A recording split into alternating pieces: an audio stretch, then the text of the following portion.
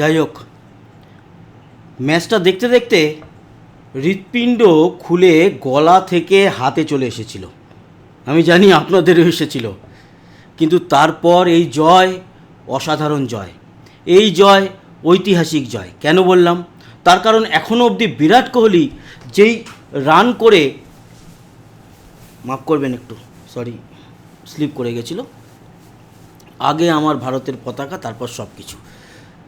হ্যাঁ, বিরাট কোহলি 84 রান বা 82 রান এরকম কিছু নট আউট থেকে জিতিয়েছিল ভারতকে। আজ সঞ্জু স্যামসন সেই জায়গায় অবতীর্ণ হয়ে একটা দাপটের সঙ্গে ইনিংস খেলে ভারতকে জিতিয়েছে। এ শান্তি অসাধারণ শান্তি। এই শান্তি ভারতের শান্তি, এই শান্তি এশিয়ার শান্তি। কারণ এশিয়া থেকে আর কোনো দল সেমিফাইনালে যাচ্ছিল না, একমাত্র ভারত ছিল সেই জায়গায় দাঁড়িয়ে।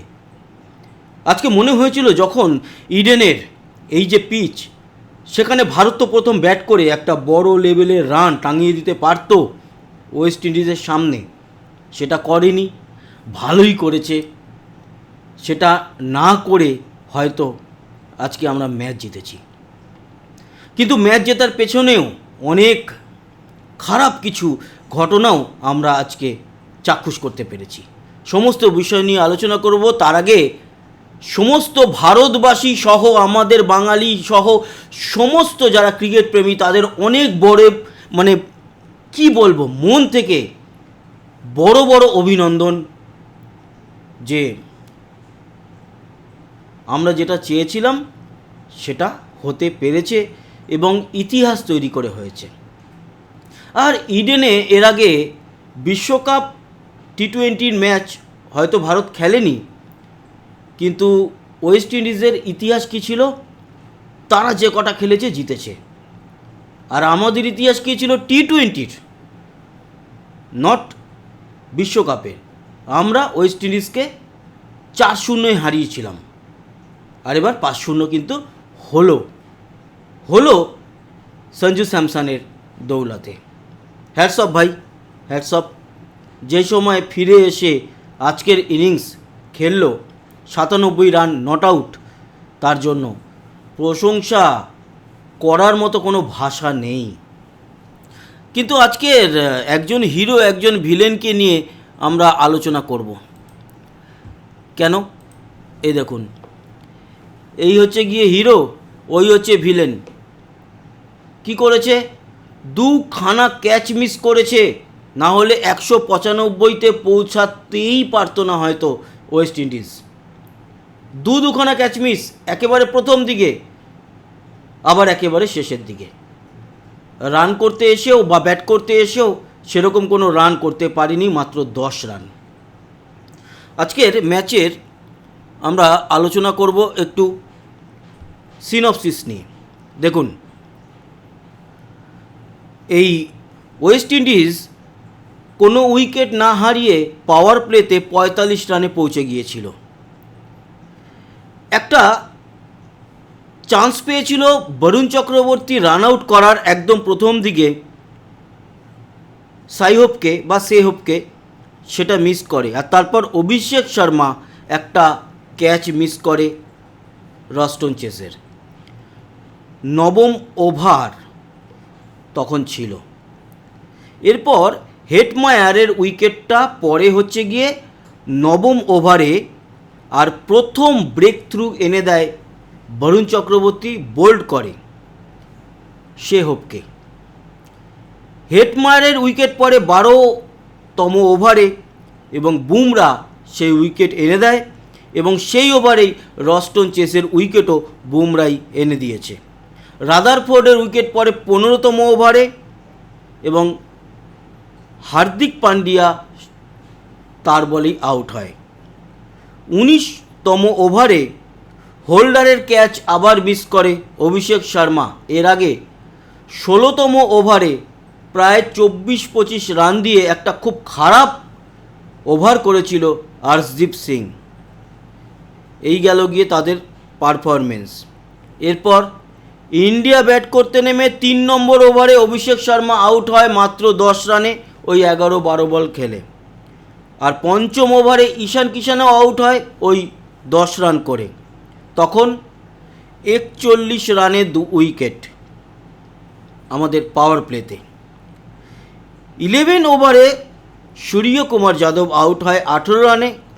তার মানে 6 থেকে 11তম ওভার পর্যন্ত সঞ্জু স্যামসন এবং সূর্যকুমার যাদব অনেকটা ধরেছিল, জয়ের আশা জাগিয়েছিল। 15তম ওভারে তিলক বর্মা আউট হয় এবং তিলক বর্মা অনবদ্য কিন্তু 15 বলে একটা 27 রানের ইনিংস খেলে গেছে। 17তম ওভারে হার্দিক পান্ডিয়া আউট হয়, ওই 2 ওভার থেকে সেও কিন্তু একটা ভালো ইনিংস মোটামুটি ওর মতো করে খেলে গেছে। আর জেসন হোল্ডার ক্যাচ মিস করেছিল, মাফ করবেন, 17 নয় 19তম ওভারে হার্দিক পান্ডিয়া 17 রানে আউট হয়। আর জেসন হোল্ডার 17তম ওভারে একটা হার্দিক পান্ডিয়ার ক্যাচ মিস করেছিল। আর তারপর কিন্তু ম্যাচ জিতে নিয়ে ভারত মাঠ ছাড়ে। শেষে নেমেছিল শিবম দুবে এবং শিবম দুবেও অনবদ্য খেলেই কিন্তু আজকে মাঠ ছেড়েছে। এটা ছিল সিনপসিস। এইবার আমরা যে বিষয়গুলো নিয়ে আলোচনা করব সেটা হচ্ছে আমাদের প্রতিটা প্লেয়ার সম্পর্কে। দেখুন, আজকে সঞ্জু স্যামসন তো hero, player of the match এখনও দেখিনি, প্লেয়ার অফ দ্য ম্যাচ ও ছাড়া কেউ হতেই পারে না আজকে। অভিষেক শর্মা আজকে সুপার ফ্লপ, ভিলেন। এদিকে ঈশান কিষান ঠিক আছে, আগে ভালো খেলেছে, আজকে খুব একটা কিছু হয়নি। সূর্যকুমার যাদব মোটামুটি মাঝখানের বেশ কিছু ওভার ধরে রেখেছিল, ওর মতো করে 6ও মেরেছে, 4ও মেরেছে। তিলক বর্মা বেশ ভালো খেলেছে। হার্দিক পান্ডিয়া একদম ঠিকঠাক, কোনো অসুবিধা নেই ওকে নিয়ে। আর ম্যাচ জিতে মাঠ ছেড়েছে শিবম দুবে। অক্ষর প্যাটেল বল যা করেছে তাতে ঠিক আছে মোটামুটি, আর কি ব্যাট করতে নামতে হয়নি। অর্শদীপ মার খেয়েছে, তারপরেও বলবো 3টে ওভার ভালো করেছে, একটা ওভারে মার খেয়েছে।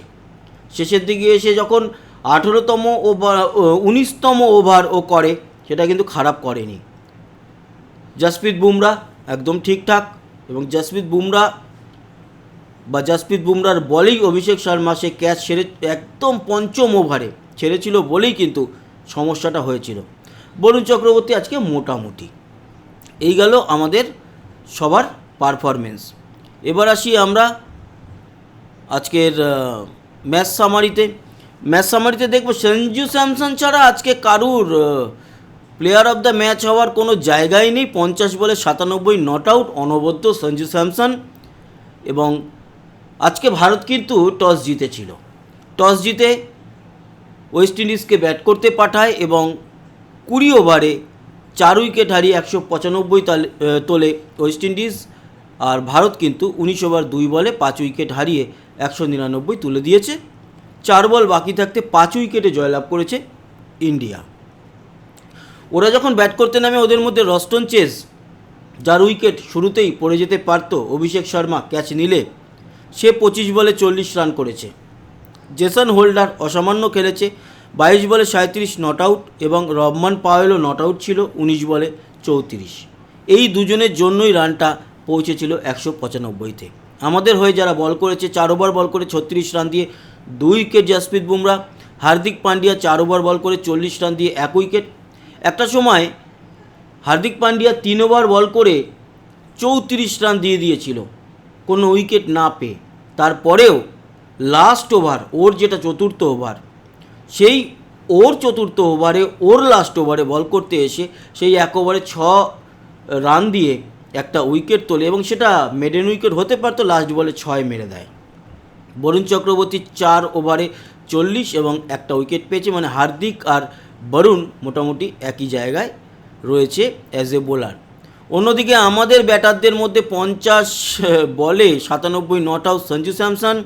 তিলক বর্মা ভালো খেলেছে, 15 বলে 27 রান। সূর্যকুমার যাদব 16 বলে 18 রান। এর থেকে বেটার আর কারুর উল্লেখযোগ্য পারফরমেন্স এখানে অন্তত টপ 3-তে নেই বা আলোচনার বিষয়ও নয়। জেসন হোল্ডার ওদের যারা বল করেছে 4 ওভারে 38 রান দিয়ে 2 উইকেট। সমর জোসেফ 4 ওভার বল করে 42 রান দিয়ে 2 উইকেট, এবং আকিল হোসেন 2 ওভার বল করে 22 রান দিয়ে 1 উইকেট। গুদাকেশ মোটি আজকে কিন্তু সেরকমভাবে কিছু করতে পারেনি। অন্যদিকে আজকে আরও একটা ম্যাচ ছিল, বাট সেই ম্যাচটা সম্পর্কে আলোচনা করে লাভ নেই। কেন বলুন তো? তার কারণ সেই ম্যাচটা ছিল হচ্ছে কি দক্ষিণ আফ্রিকা বনাম জিম্বাবুয়ে। এবার দক্ষিণ আফ্রিকা বনাম জিম্বাবুয়ের ম্যাচে সেটা জিতুক হারুক কোনো এফেক্ট পড়তো না। জিতে গেছে দক্ষিণ আফ্রিকা, জিম্বাবুয়ে হেরে গেছে, জিম্বাবুয়ের এমনি বিদায় ছিল, অমনিও বিদায় হয়ে গেছে।